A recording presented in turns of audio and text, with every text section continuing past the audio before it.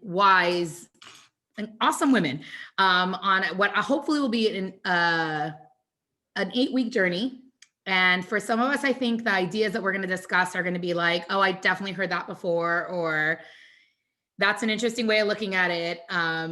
And hopefully this is not meant to be, I'm not a professor with, I watch the way the professors teach, and they have their curriculum and their syllabus, and they stand up and they're there to profess to the world. Not my style at all. I know many of you know me. I know many of you. And hopefully this is a meeting of the minds and the souls in a real practical way. Obviously, we are gathered together with the koach of limud Torah, the ability to learn together as women to strengthen ourselves and everyone we interact with, whether it's our husband, our children, and it spills forth and outward from our homes. And of course, the more we invest in ourselves, the more we learn, the gift it brings to the world. But it's very important to remember that we're doing this to bring brachas of healing to everyone in need, and especially we're really dedicating this to Peralea, Basar Esther, that she should just have speedy healing and it should be smooth.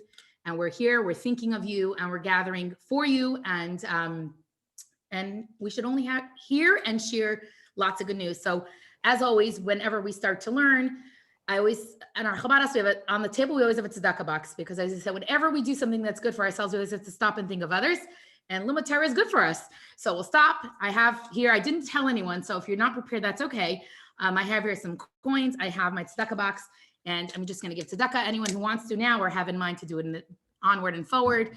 And we'll take a kind of an interesting look at some practical tools from Tanya. And what's really, really fascinating on a very personal level, I went to Chabad schools for, many, many years. Aside from 2 years in Beis Yaakov, which gave me a kind of a perspective on Chabad philosophy.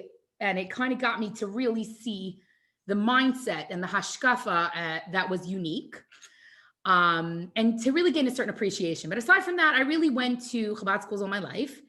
And I remember that I always knew Tanya was so significant and so important. And, Yitis Kislev, from that, Fleisha Hot lunch, like everyone's wearing Shabbos clothes. So, Yitis Kislev, the Tanya. And we're raised with this like kachan enthusiasm. But I remember there was like this cognitive dissonance for me. I didn't know what that meant, but I knew there was this disconnect. Because on one hand, Tanya class seemed a little boring, a little abstract. I definitely could not create a flow between the ideas I was hearing and learning and like my life. Like it sounded great, but it didn't sound like it was for me. And I knew there was something I wasn't getting. And part of it maybe was a curriculum thing. Part of it maybe was a teaching style, whatever it was, or part of it was me. I checked out. I don't know. I was a spaced out student. Who knows, right? But I do recall that I had certain teachers that these were the prakim and Tanya they loved, and this is the ones they taught, and that teacher loved that parak and that concept, and some of them we'd get into these long-winded conversations, but somehow I never had this like view of really the gift, the treasure that Tanya is. And it's something that I really feel like anyone who's had this conversation with me knows, like, I'm so passionate about the fact that I think the entire world needs a Tanya. Like, this is not just like, I'm a Lubavitcher Chassid, so this is what Chabad stands for, and it's by the Alter Rebbe, so okay, this is for me. I feel like every single person that I meet can gain from the incredible treasure that is the Tanya, the tools that Tanya gives us. And I've since seen how, like, the more I learned and really, really what challenged me and what motivated me, I would love to pretend like I have enough self-discipline that I'm doing chitas daily and I'm like really sitting, and I'm not. I would be absolutely showing up as a faker right now if I said that. What actually happened was I had women who said to me, I got a phone call from a lady and she said, what makes you Chabadnik's Chabad? Like, what's your thing? What's your deal? She says, I'm a president of Conservative Temple. I watch the way you and Rabbi take care of my child. I watch the way you guys take care of all the students. What's the story? What makes you guys, like, what makes you guys tick? Is it the schooling you go to? What courses do you take? And I kept saying, it's Tanya. She was Tanya. I kept saying, it's the Rebbe. I kept saying, it's Shluchos. I kept saying, so she kept hearing, and she said, okay, I need to understand it. I need to dig deep. And so actually the first time I learned Tanya in a way that I was really able to say, like, whoa, on a Tuesday afternoon when I'm really not doing well, whether with my husband, with my kids, with life, with whatever, We all know the chaos of life. We don't even have to go into what that looks like. I don't think I have to. I think like if anyone thought they had it smooth and easy before 2020, now no one's right. We all know what it is. But the time that I saw this like massive transition to making Tanya real, relevant, practical, and these tools that I really felt like I could pick up and bring into my life in a real way was actually when I had to teach it. Because then I had to have a whole different perspective. I had to I really had to own these ideas in a way. And I love to say own as if like I already have them and they're locked and they're secure and I'm able to always stay calm. Like, okay, anyone who knows me knows that's not true. But I've really found that they were transformative tools. And then the next time I was asked by a group of professors, I have a Wednesday Torah class, Torah and Tea for many years. And they said, they also wanted to understand Chabad. We did the Parsha and we did biblical women. Let's do Chabad stuff, Kabbalah stuff. And I remember sitting there with a professor and she literally sat there after we were learning, we were maybe lesson 3 or 4, and tears were pouring down her face. And she said, how did I not know this was part of Judaism? She said, to me, my Judaism was a list of do's or not do's, guilt, a lot of good Jewish guilt, you know, the Holocaust, maybe some good, you know, continuity. Oh, if you don't do it, who's gonna? It was never with dealing with real life stuff of who I am as a person. And so I realized that like, since then, this has been something that I'm super passionate about. And so when we had this original discussion to get together and to learn, and this was something I was like, this is something I feel like we have an opportunity to learn. And so many of the terms and the ideas you've heard before, but hopefully together we'll explore how to take those tools and bring them into a real practical way in life. Now, obviously, you know, Tanya is a very unique compilation, right? And, you know, even the Alter Rebbe doesn't call it my, you know, magnus opus, or like, this is my work of life, my philosophy. The Alter Rebbe calls it Likutei Amarim, right? Like, it's a gathering of sayings. There's a certain level of like, the Alter Rebbe's, you know, obviously humility, where he's like, I've gathered this together and this is a gift, you know, this is what the world needs. And what's interesting is in the introduction to the Tanya, the Alter Rebbe really says, I'm writing this to those who know me. You know me. And I don't have time to meet with you one-on-one. And you've come to me, you've laid out all your issues, what's going on in your lives, the struggles you have. And, you know, if we think we had it hard, I don't think, you know, 300 years ago was simple, right? You've laid out all the issues, you laid out what you're going through. And I really feel like this book will be in place of you and I having this one-on-one meeting, right? With in place of Yichidos. And so here we have the Alter Rebbe basically mapping out just what the Tanya is. And I once had a student, and she was sitting in Tanya class, and she was a psychology major. She says, oh, this sounds so much like Freud, but different.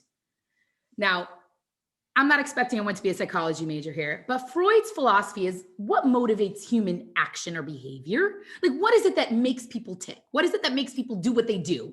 Act the way they act, right? And Freud had id and ego. It's all about you-centered pleasure, whatever. This is, again, not a class to discuss Freud, but that was very much his perspective. And so this girl was fascinated. And then she goes on. I said, well, she said, maybe the Alter Rebbe studied Freud. I said, well, Freud, there's only one problem with that. Freud was 150 years after the Alter Rebbe. She's like, oh, wow. And then as we continued learning, she says, this sounds a lot like Frankl, right? And Viktor Frankl, for those of you who may not know, he wrote the book, Man's Search for Meaning, a tremendous, tremendous book. He lived through the Holocaust. And what he found that motivated human behavior was meaning, like finding meaning in life, living a meaningful life. And what we find, though, with the gift that is Tanya, which I truly think in 2020, we need this tool so badly, right? We need this tool in our lives for the everyday stressors, for the things that aren't going the way we envision they should go, for the times where we look at ourselves and we say, who am I? Where am I headed? Why am I doing this? Why am I still in the same pattern? Why can't I made a resolution, I made a hachlata, I want to change, I want to be a better wife, mother, sister, friend, daughter, and I'm still in the same old bad habits. And at those moments, I think that we really have these incredible gifts from Tanya. And now really, ultimately, the more we study, the more we learn, which is why Chassidim, we do it, we learn Tanya every day, right? But what we're meant to do is really understand how Tanya helps us align and our soul, our psyche, with Hashem, with its potential, to maximize our potential as a human being. And I think that sometimes we think it's so mystical and so abstract and so spiritual when you open the book of Tanya. And sometimes you need a decoding. It needs to wait, what's going on here? That because of that, it sometimes feels inaccessible. And so when I had these women who asked me to teach them Tanya, I was like, where am I going with this? Like, how am I doing it? And I really discovered Shais Tab's overview of Tanya. And that's what this is based on. That's what the next few weeks will be based on. Obviously, there's we're not going to, in 8, sessions, we're certainly not going to manage to cover the entire Tanya in depth. I would say if you ever did, looked at Google Earth, or if your kids are ever watching, my kids sometimes like to drive to Houston on Google Earth or Google Maps. It's a little boring in College Station sometimes, I'm not going to lie, right?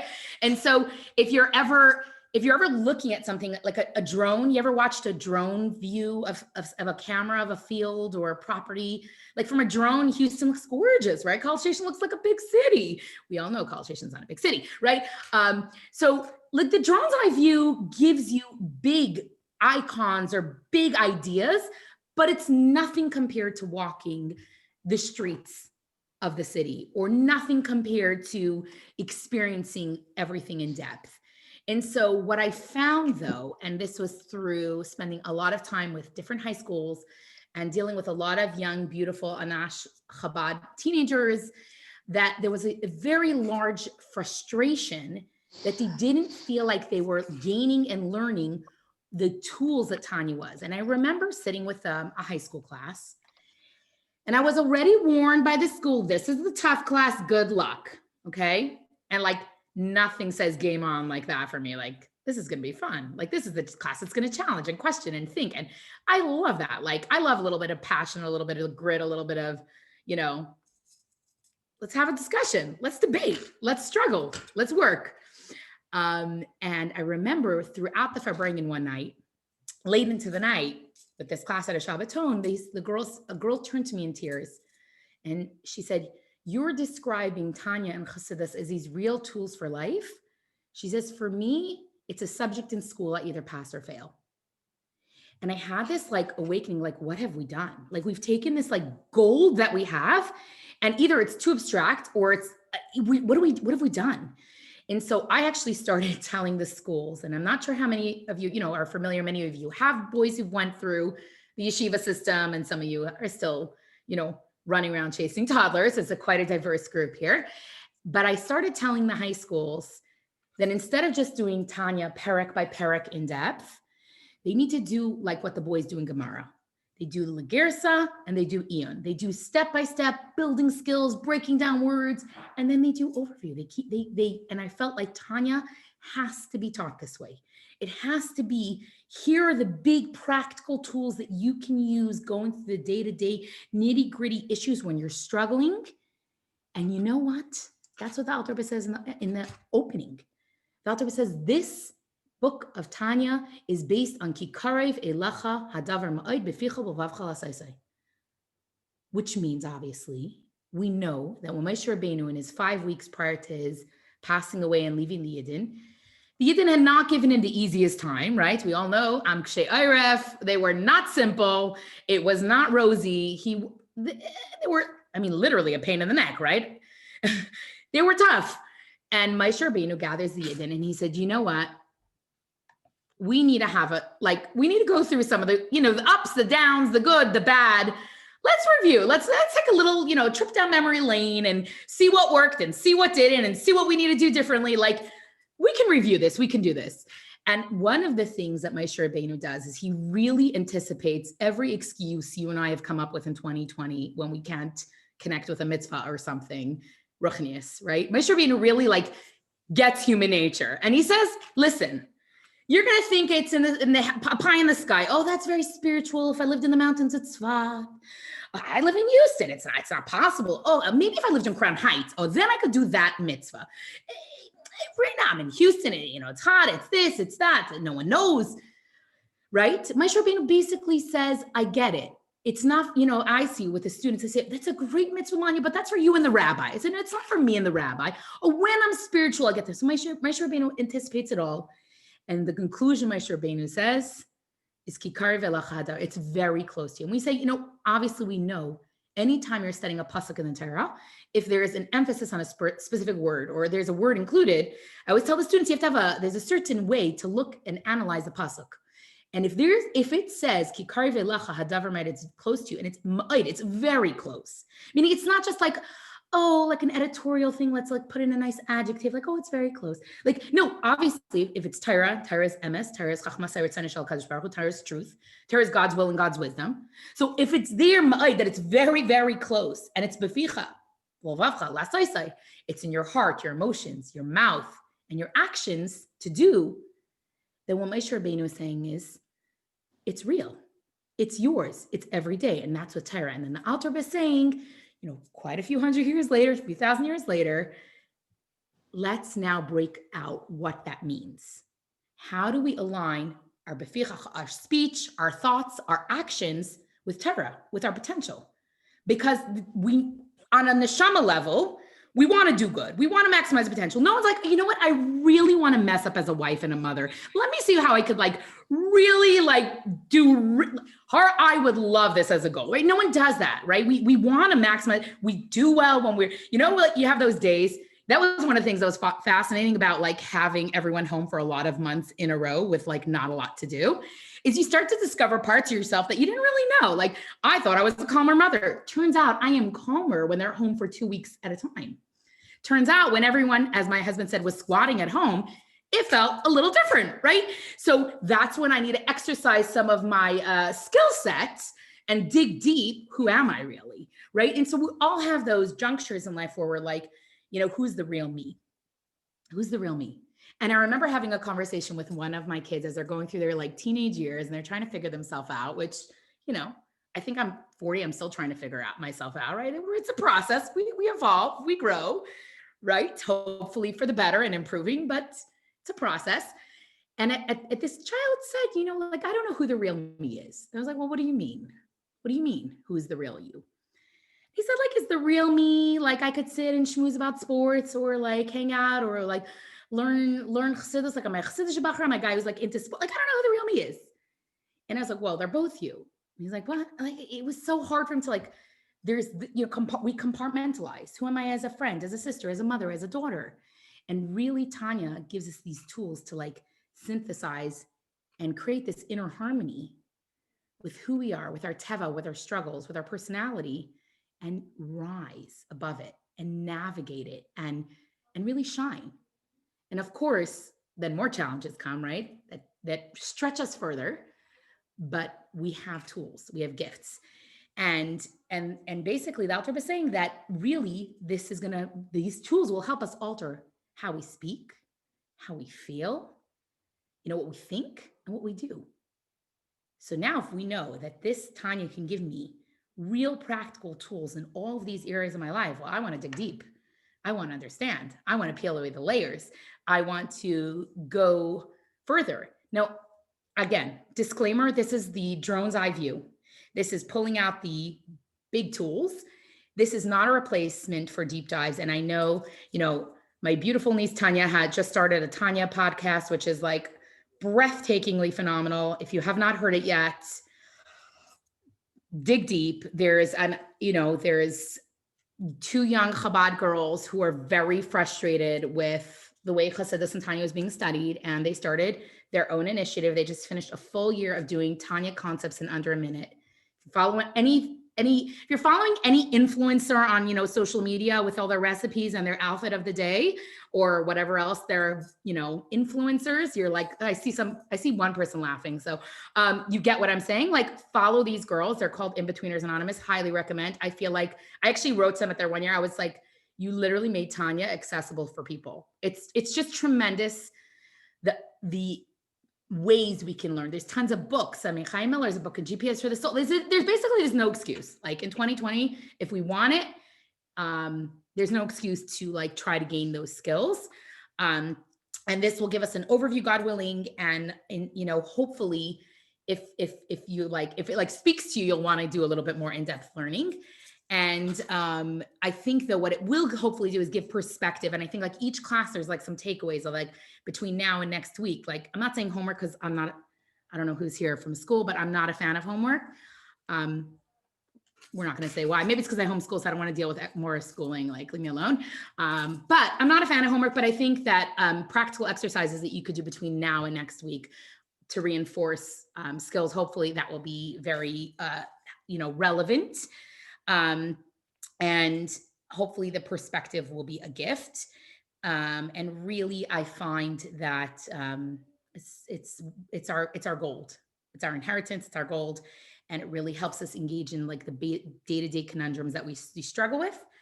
Now, what I want to say is, all that beautiful introduction, hopefully, what I really want to say is that, and this is maybe a little bit of a disclaimer, the first class is really about kind of getting to know, I would say, like, in med school, the first year is anatomy and physiology. It's like just to like know the body and know like they don't start, you don't start med school with like learning, okay, like here's how to solve this problem. It's like, okay, you have a brain and you have hands and you have bones and you have muscles and you have tissues. And first year med school, I think it's just like to weed out the ones who can't make it past like memorizing everything under the, sun in the human body. But then as, so the first really 8 prakim of Tanya really kind of give us a language, because really the Alter Rebbe is not talking about the classic Yetzer Hara Yetzer Tov inner struggle. It's deeper. It's more sophisticated, and it's really introducing a kind of an interesting and unique mindset. And so, really, the first 8 prakim are kind of giving us an overview. Where does this even take place? Like, what's going on? It's the Alter Rebbe will explain, the Nefesh Bahamas and the Nefesh Elokis, and we'll go into every single one of those briefly.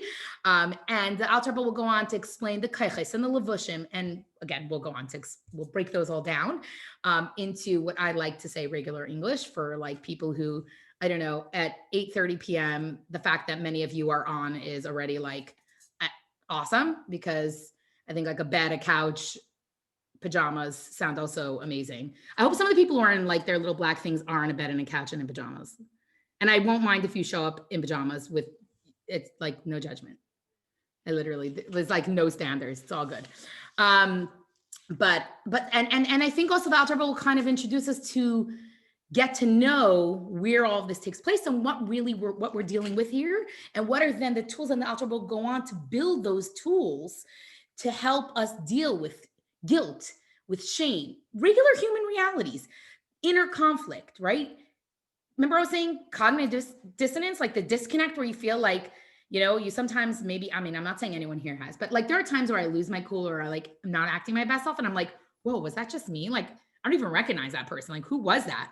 Right? Or sometimes else you like can really shine in an area, like, whoa, who was that? And so I think like sometimes we have that moment in our own experiences. And I think the Alter Rebbe will give us those tools to understand it.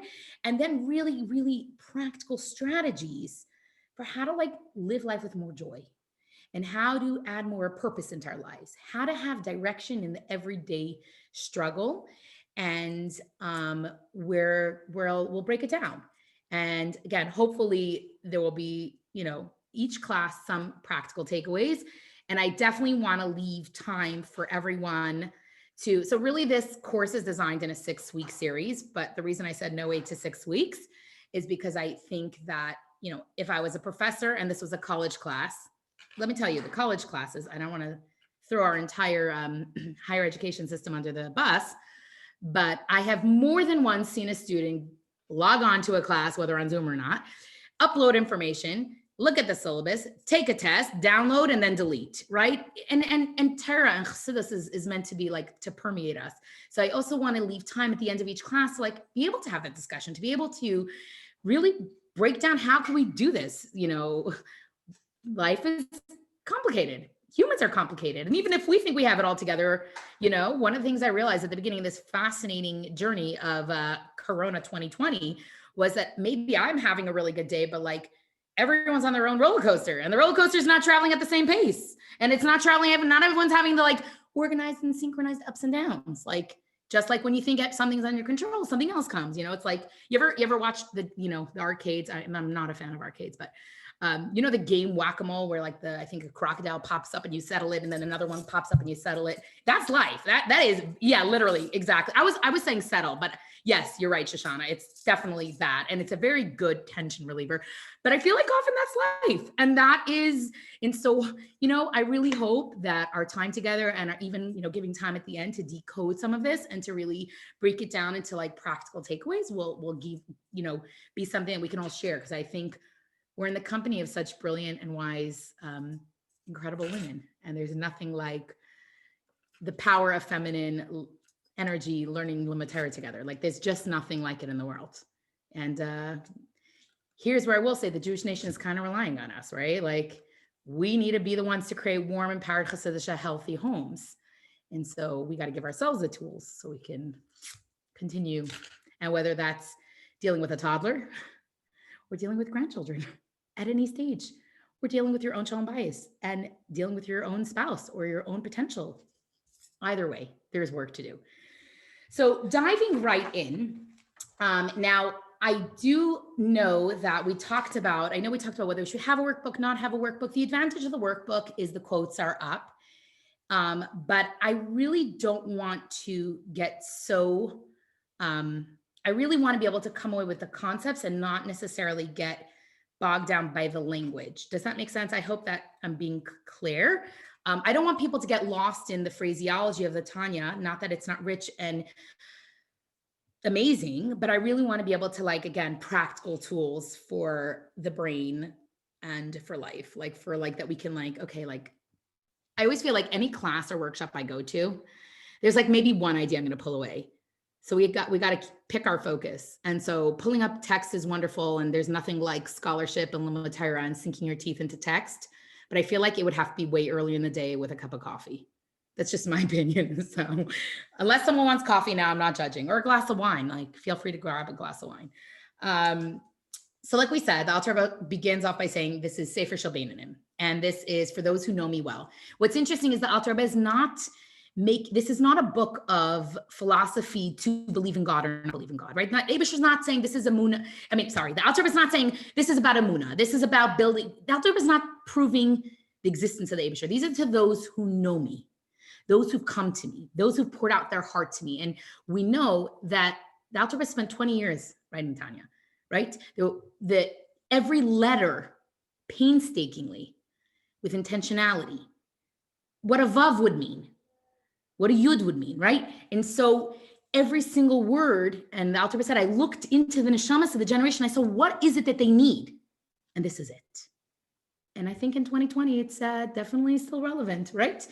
So the Alter Rebbe starts off with introducing this idea of, do you feel sometimes, and I'll ask for those who are not showing their beautiful faces, at least, Zoom has little emojis. So you have to participate anyway. There's like, you could raise your hand, you could go to sleep. You could thumbs up, thumbs down. I don't know. There's all sorts of emojis. I'm not so well versed. But have you ever had a situation where you feel really conflicted and part of you knows the right thing to do, part of you is not sure what the right thing to do is? Yeah, I got one thumbs up. So one person's actually being honest. I see a few nodding of heads. So yay, we're on board.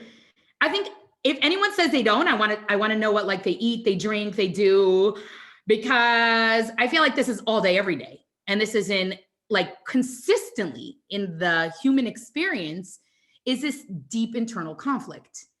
And I think what the Alter Rebbe really, really starts to explain is off the bat, there's a reason there's an internal conflict. There's an internal conflict, and this is really going from Parak Echad, like from the first parak, where the Alter Rebbe basically saying that every single Jew, irrespective of where they're holding spiritually, okay, possesses two souls. So if you feel that you're being torn or you're pulled in two directions, guess what? There's a reason. So what I was saying to someone, she said, but I'm really struggling. I said, that's amazing. She said, that's amazing. I'm struggling. What's wrong with you, Manya? You don't care that I'm struggling? I'm like, you're human. You're not a malach. You're not a tzaddik. You're a human being. Wonderful. Welcome to the human race and the human experience. You're in conflict. You're alive. This is good. So I think that the Alter really starts off by introducing us basically and understanding that we have two neshamas. And what is this? Obviously, we know that one neshama is a nefesh habahamis, the animal soul. Now, I once got in big trouble in a class with professors calling it an animal soul. She was so insulted for her poor puppy dog. Oh my goodness. I thought I was I don't know. I had to explain, I had to like really go into break down why it was called an animal soul. It was not, shaming the hamster and the puppy. Like she was really insulted. The other women were like, hey, leave Manya alone. She'll explain why it's an animal soul. And she's like, no, I don't like this phraseology. Whatever, it's okay. We can handle it. So she still kept coming to class. So obviously it spoke to her on some level, right? She wasn't that disenfranchised, discombobulated. And obviously we understand that there's two neshamas, and one is closed in the blood, which is the animal soul. And the other one, and the Alter says that basically the nefesh habahamis is the animal soul. It's basically anything that's selfish, but not just selfish, self-sustaining. The desire to be alive. It sustains us. It keeps us alive. It's instinctive. Now, it also gets us in trouble because when I'm insulted because my husband said something and it hurt my feelings, it's my animal soul that's insulted. It's my ego that's insulted. So anytime I have a negative reaction to something, that's where it's coming from. Okay? Because my animal soul always wants to take care of who? Me. Now, my animal soul sometimes can want to do good because I feel good when I do good, which is a little tricky. It's a very interesting thing. You ask people philosophically, is there any, and I do this in one of my classes with my students, I challenge them. I say, is there something called true altruism? It's very interesting. And the student says, yeah. I said, okay, pick up mitzvah, the last mitzvah you did. She said, I went to the puppy shelter. I said, okay, you went to the puppy shelter. What'd you do? I held puppies. Really? Yeah. You don't understand. They're victims. They're abused puppies, neglected puppies. And I was able to cheer them up. And I felt so incredible when I did it. And I said, really? And then when I said, okay, why did you do it? I love dogs. And why else did you do it? I love puppies. What else did you do? It was so I felt so good that I took care of them. And I said, wow, that's a lot of, obviously I was able to say this. I wouldn't say this, so I was very careful with who I say this to. I said, that's a lot of I in there. You still think it was completely altruistic? And she's like, she looks at me, she says, whoa, like her mind was like blown. Like, now obviously the Abishur makes it that we feel good when we do good. I think he needs us to partner with him in doing a lot of good in this world, right? There's a lot of good that needs to happen in this world. But it comes from a place of how I feel about things, right? And so our nefesh habahamis is all about me. And it gets us in trouble. Now comes, obviously, interestingly enough, we're born first with a nefesh habahamis. And the nefesh halakis comes in stages. It's like a little bit here, a little bit by your birth, a little bit by your bris, a little bit by bar bas mitzvah, settles in by bar bas mitzvah. And I remember when I learned that, I was very like, really, Abishter? Seriously, why are you giving the nefesh halakis later? Like, you're giving the nefesh habahamis a head start. You're giving that animal soul a head start. Like, that's not fair. And I remember asking that of a teacher, because remember I said I always loved the kid who questioned and challenged and thought. And it's probably because that was kind of like, I always love to question, challenge, and think. I don't like to just accept status quo. I'm like, no. Wait, what do you mean? Why? Where? What? How? I probably was a little annoying to teachers. But now it makes that when I teach, I don't mind when people question and think. So it is what it is, right? I hope my teachers forgive me. One day I'll ask them. So now comes this animal soul, right? That it settles in first. And if you ever look at a baby, I think we had some models on screen. They're hungry, they cry. They have gas, they want to burp, they cry. Their diaper's dirty, they cry. It's all about them. It's all about how they feel, right? You sometimes look, you're like, whoa, this like 7-pound thing is like controlling the whole house, the whole family, the whole reality, the whole everything, right? You ever felt like you were controlled by a baby? I see one nodding new mommy. So yeah, there's 2 nodding people. So it's amazing. This like little thing burps and it smiles and the whole world's clapping. It's unbelievable, right? And so really they come in selfish. And then our job as parents, and that's what we spend a large amount of time doing, is breaking that down and, trying to, and if you even look at the developmental stages of babyhood, is all about attachment, about who I am as a person, and toddlerhood is all about exploring my world around me and the people around me. And you watch as they transition from like only their own world to like being able to play with others and parallel play. And you watch it happen, that you're kind of trying to train that animal soul first. And then that nefesh elokis, the godly soul, which is chelek elokam mamash, literally a part of Hashem, literally godly, divine, that part settles in at bar bas mitzvah just when we need that extra boost. Just when we're about to enter those wonderful teenage years and we're about to see how much gray hair we can give our parents, or whether we can take perfectly sane parents and turn them into alcoholics, whatever it is, that's when that godly soul settles in. And now that the godly soul fully settles in, well, now the animal soul has to work harder. And so now you see more friction and issues, teenagers trying to assert themselves, challenge status quo, see what they think of things. It actually parallels their neshama's journey. So that asserting independence, that figuring out who I am, it's part of their story. It's exactly what they should be doing. I remember once a psychologist saying, worry about the teenager who's not challenging and thinking, right? That's what they're supposed to do, because suddenly now they're empowered with this extra boost. It's like, you ever had like a double shot espresso when you shouldn't have, and you're like, right? Or you watched it, a 5-hour energy drink, or a kid had a slushie. You ever how about this? Give a kid a slushie. Or no, you're never going to be the one giving a kid a slushie. Someone else buys your kid a slushie. It's 9 p.m. That's happened here before. Oh, I'm going to take the kids on a Slurpee run. No, too late, done. And they're balancing. They have all this extra energy, all this extra sugar. It's not energy, right? All this extra sugar. And now they're struggling. Well, the balance in this world of Kedusha, of holiness, of positive and negative energies that allow us to be who we are and to struggle and to accomplish and to succeed, that boost comes in at bar bas mitzvah of the animal, of the nefesh elokis, a godly, selfless, transcendent neshama, the one that wants what's best with the Eibishter, with its potential. It doesn't want to struggle with day-to-day, nitty gritty stuff. And now comes the conflict, because they live in the same body and they both want control. So now we got a problem. There's the selfish neshama and the godly neshama. And they have one town, and the town isn't big enough for both of them. So they fight. And that fight leaves us in chaos, right? There's a story told of a soul. And the soul, it's up in heaven, frolicking, happy. It doesn't want to come into the world. Leave me alone. What have to deal with the world? Fighting, people, drama, issues, ego. Not having it. And then the Malach says, listen, it's your time. You got time to be born. And then Hashem says, I'm very happy here. Leave me alone. And so no. He says, so then the Malach says to the Neshama, listen, could you give tzedakah? No, I can't give tzedakah, but I'm okay. He says, no, and as you don't understand, I'm going to give you a body. Your body is going to give tzedakah. And your feet are going to be used to walk to shul. And your face is going to be used to smile and say, mouth is going to be used to say nice words to people, to learn Torah. And the neshama's like, okay, this is not so bad, And before long, the neshama's about to be born. And suddenly it sees another one on its way up. It's on crutches, bumps, bruises. It doesn't look so good. He says to the angel, whoa, what happened to that one? Hello, what happened here?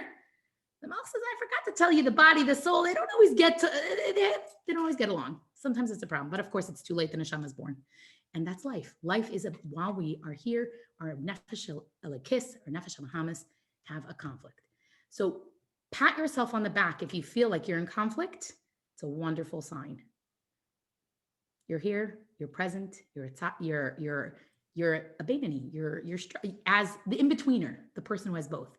Now we'll understand a little later as we go through Tanya that the Alter is not talking about Tzaddik and Rasha the way the three personalities, Tzaddik, Rasha, and Beinoni, the way most people define as a Tzaddik and a Rasha, right? We know it's Tzaddik v'Teilei, Tzaddik v'Ralei, a Tzaddik who has been born with no animal soul, or one who has done deep work and transformed the animal soul into a godly soul. So a tzaddik is not struggling. Should he eat the chocolate cake? Should he not eat the chocolate cake? Is it his diet? Is it not his diet? He's fully aligned with what Hashem wants of him. And the Rasha of Arale and the Rasha of Teilei is also not the way we classically define a Rasha, right? The classic storybook of a Rasha is someone who's, whatever. We all know what that is. We've all heard those stories, maybe read those stories. And then but really the Rasha is someone who's internally struggling, and then he gives in to the struggle. right? He knows he shouldn't say those words, that he does it. And that's the Rosh Hashanah. And then comes the Beinani. And the Beinani is what I always say is we'd like more Beinani moments in our life, because a Beinani means I'm struggling inside between what's holy, transcendent, and selfless, and what's ego, mundane, and selfish, right? But the struggle, the Beinani in the struggle overrides it, and still in behavior acts like a tzaddik. So we'll put that on the side, and we will get to that more in depth as we continue going on.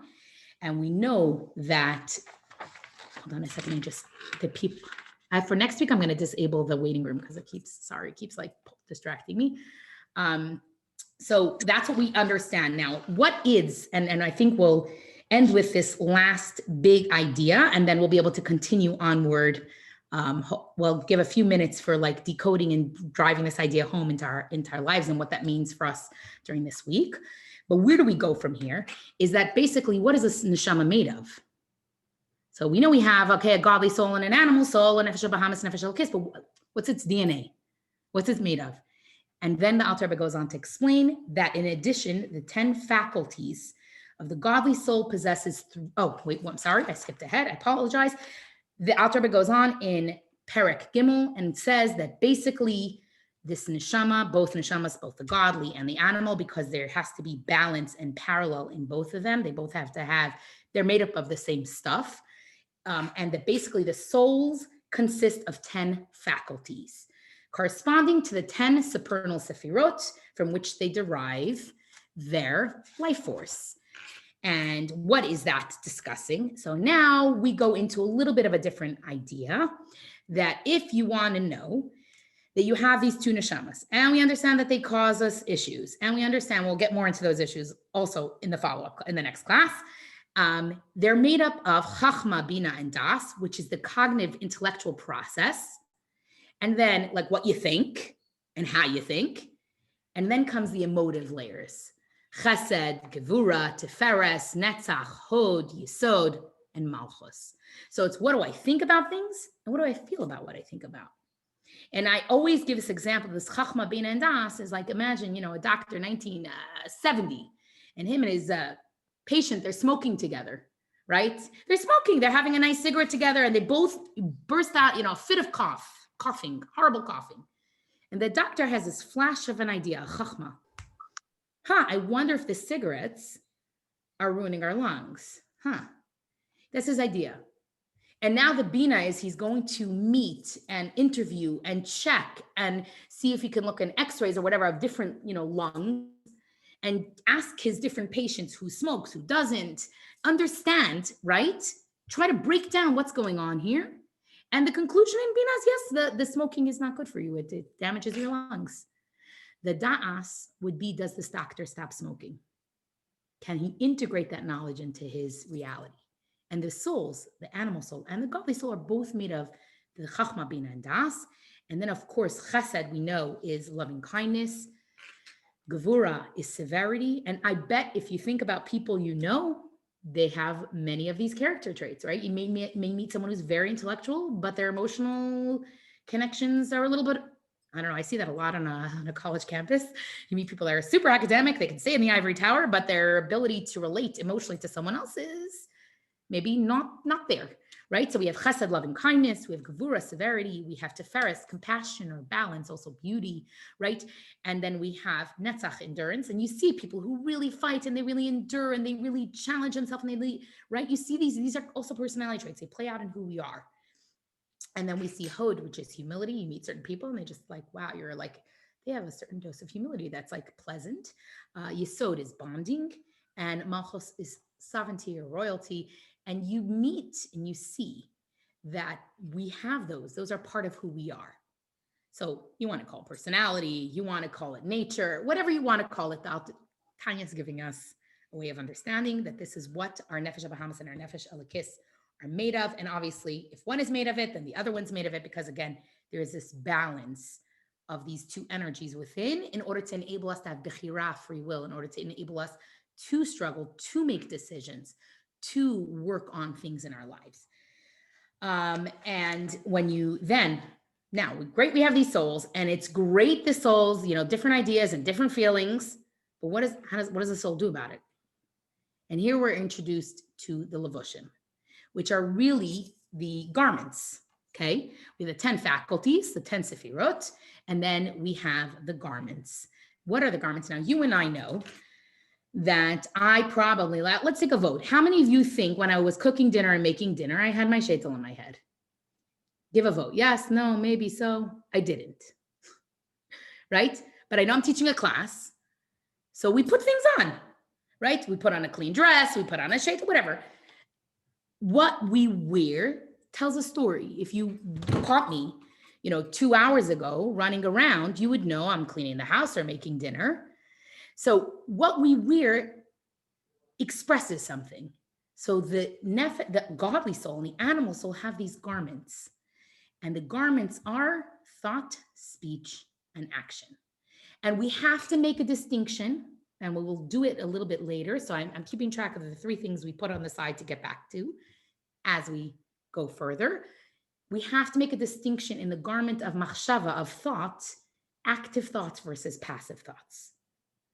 Because I'm not sure the number, I forgot the number, but it's a very high number of the amount of thoughts that flood our heads. I think as women, it's more than the other gender, and probably we can't track how many thoughts. And sometimes those thoughts are multiple and they're rapid fire, and there's a kid, there's a noise, there's a kid that's too quiet, there's a thing, there's so much on our head. You ever tried to go to sleep sometimes and your brain decides that now it's time to go through the to-do list and what you're worried about, and our brains don't stop. But the Alter is actually going to explain that in the garment and the levush of machshava is different. So we're going to put that aside, but we will get back to that, because otherwise it's going to seem like a really impossible task. How do I make sure that my soul, my godly soul, is expressing itself in machshava when I just have 1,000 thoughts in the past 5 minutes? That's 1,000 different decision-making opportunities at any given moment. Which soul is in control? No.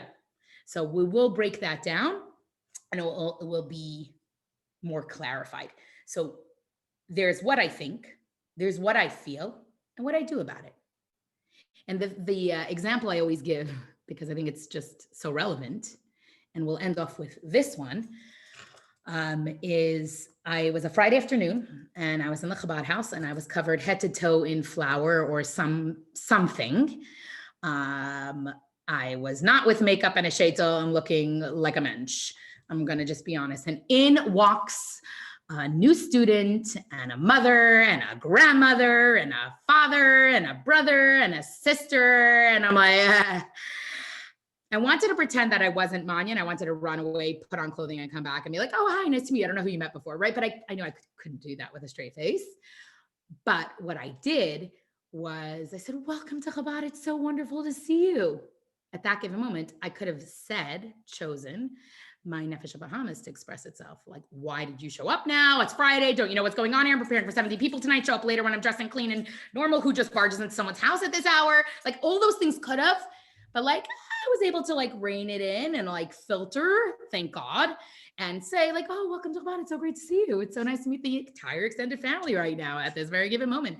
I actually did make sure they came back that night, because I wanted to know that they at least saw that we were like somewhat put together at some phase in some reality, that it wasn't that this was the status quo norm. So thank God we did convince the entire extended mishpacha to come back.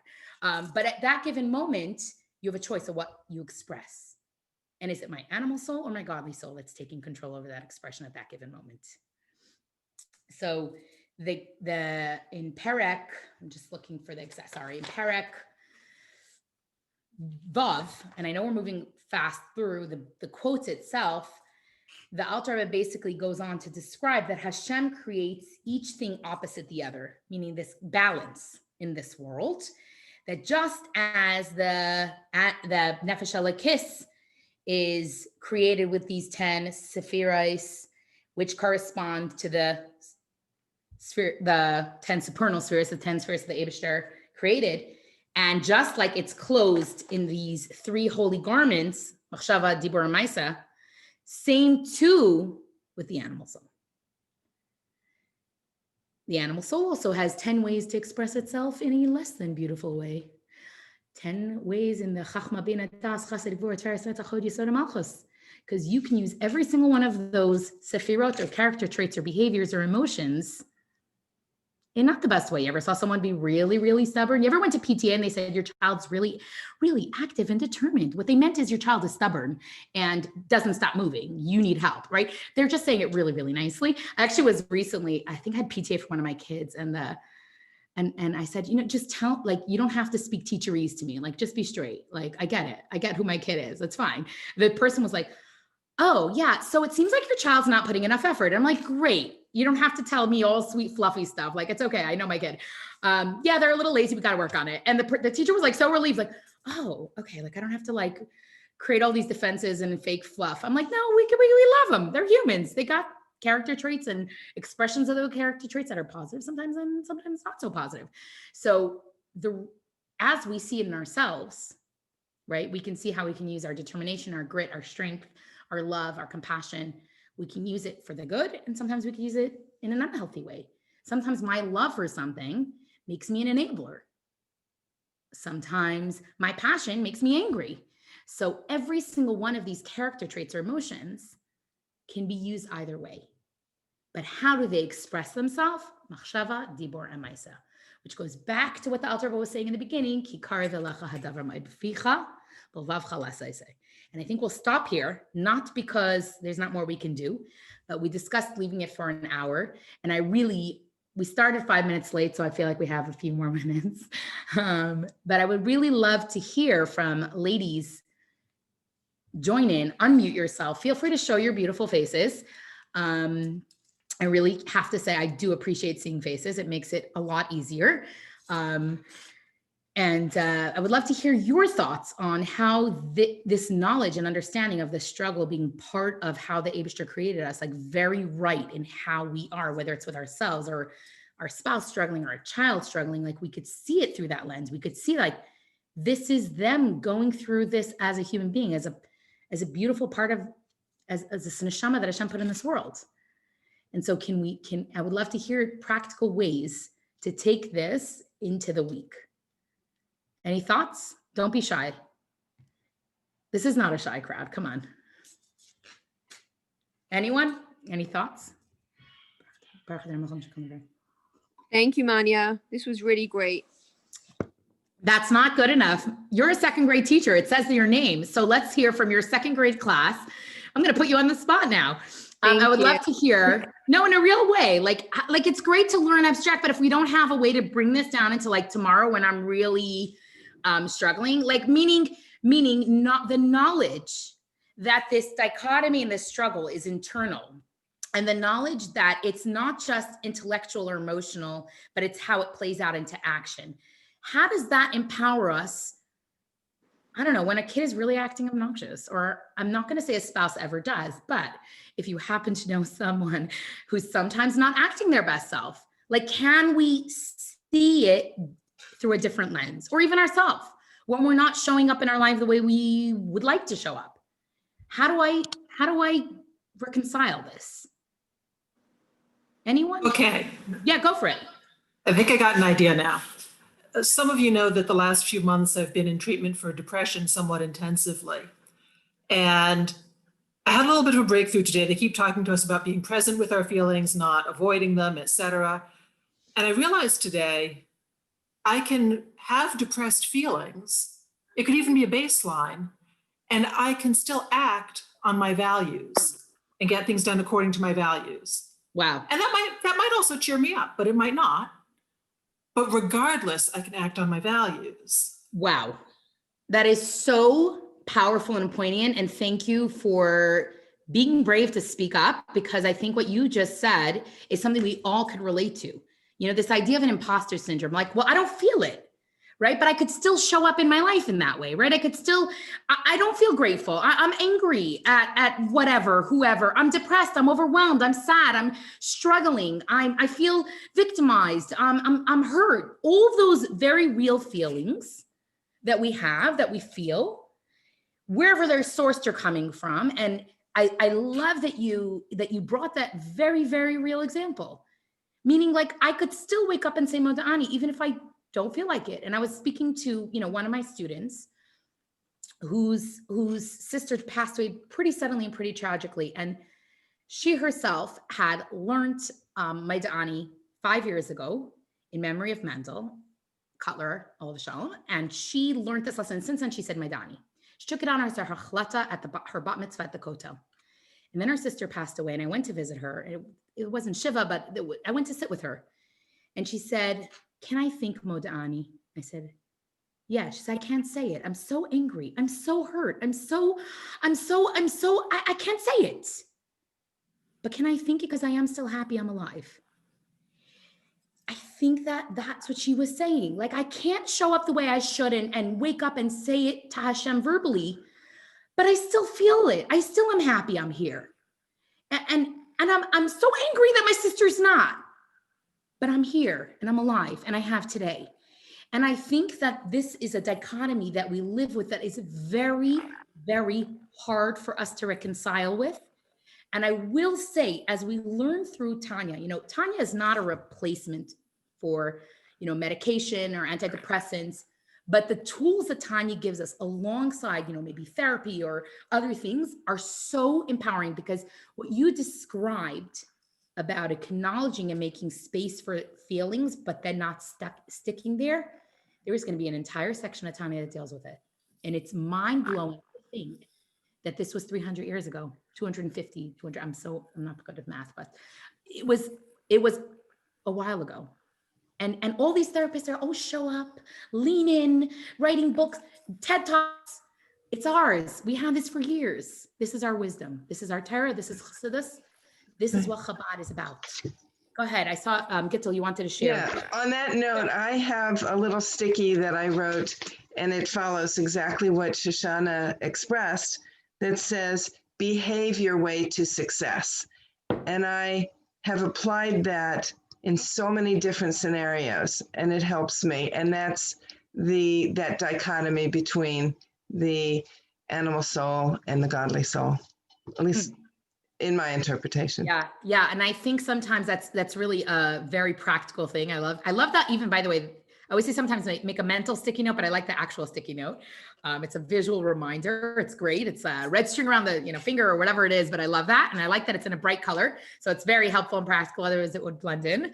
The other thing is that we're I think plagued with imposter syndrome. We think just because I'm smiling today or just because I'm acting a certain way, but I know what's going on inside of me. I know I'm not that. I know I'm not this person. And this imposter syndrome weighs us down. And this imposter syndrome throws us for a loop, because ultimately, as long as I feel stuck that I'm being an imposter right now, I can't show up the way my potential as a wife, as a this, as a that, then I can't, because I feel like an imposter. But if I say, if I understand that this struggle and this debate and this dichotomy and this paradox and this internal reality that's so rough is coming from a place of exactly how I'm hardwired. And now, of course, don't worry, by the way, this is only Aleph through, we didn't even get the Aleph through Vav we did today, the concepts, and there's so much more to go. And God willing, through the 8 weeks as we journey together, I said like the beginning is a little more rote, a little more dry, just kind of introducing us to the topography of where this story takes place internally, the kaiches, the lavushim, what we're made up of, the godly soul, the animal soul. It gives us this language and understanding. And then from there, the Alter is going to give us more tools. And they're tools that they're really real. Manya? Yeah. So going along with what you're saying, does that mean that when we aren't our best self, let's say like I lost my temper or I didn't answer as nicely or whatever you want to call it, does that mean that that's the Nefesh Bahamas, or like, is that what that means? Or can also my Nefesh Elokis be in that moment? Like, do you know what I mean? Like, is it the good and the bad? So we will definitely unpack this more next week. But what I would say is if it's anything selfless or protecting you, your feelings, your ego, your hurt, you're losing your cool, if it's anything, if it's not godly, yeah, that's kind of where it's showing up from. It's the source.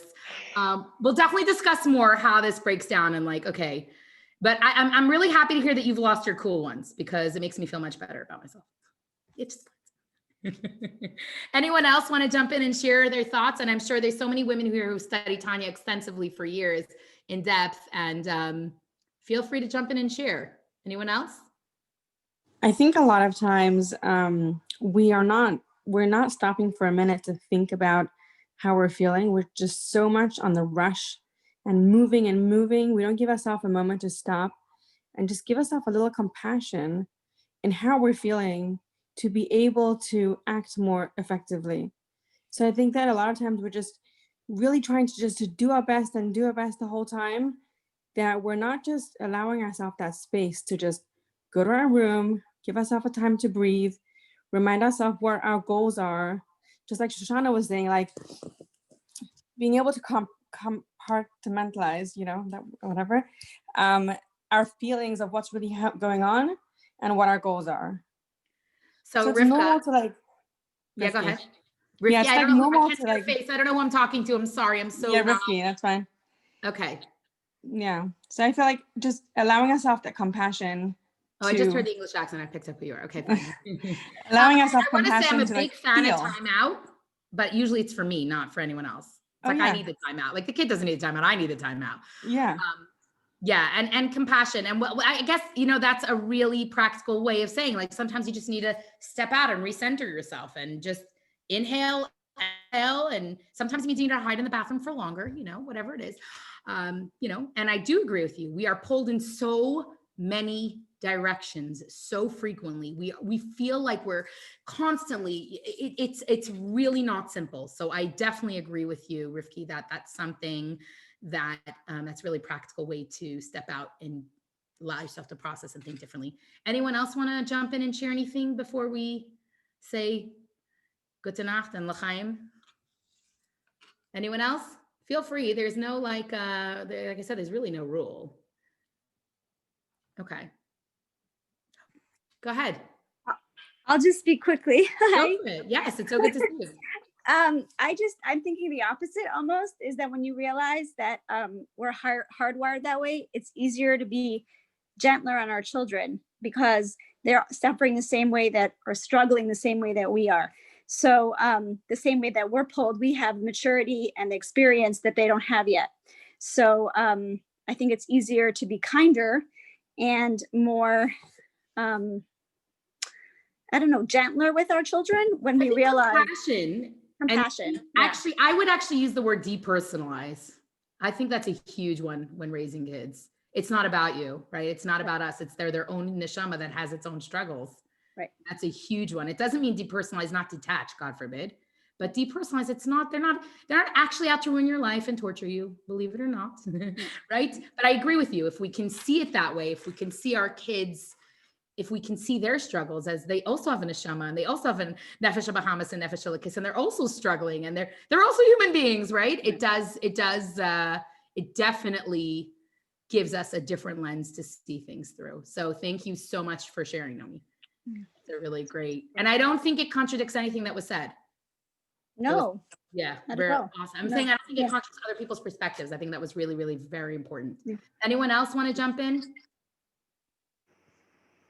And thank you for showing your face, by the way. It's so nice to know who's here. Like, I don't even know who's here. Like, it's really not, not simple talking to black boxes. I'm not going to lie. Anyone else want to just jump in and share any thoughts? Well, in that case, I think what we'll do is we'll wrap for the night. L'chaim, ladies, may we have many more opportunities to learn, to share. This is really quite a treat for me. It's humbling, very, very humbling, and puts me in my place because it's talking to giants over here, women who brilliant, each and every one of you in your own way. And it's great to be amongst you, ladies. So l'chaim, and to many more wonderful opportunities to learn and share and grow together. And hopefully, hopefully by the end of this, we'll all like have these awesome, we'll be like rock stars, like not rock stars, but like rock star mom women, like all the tools, navigate life, be perfect. Well, not perfect, but we'll talk about that another time. Take care, ladies. Good night. Thank you. Thank you so much. Shkoyach.